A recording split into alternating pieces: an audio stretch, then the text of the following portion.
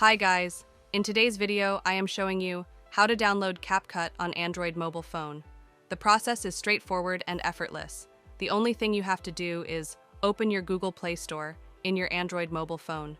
After it opens, the first thing is, make sure you have your Google account, because with the help of your Google account, you can download the application from the Google Play Store.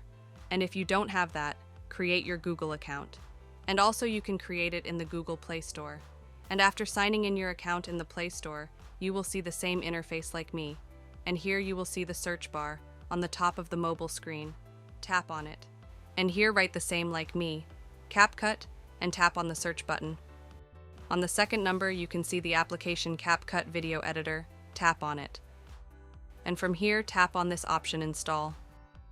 As you can see now, the application is now downloading in my mobile.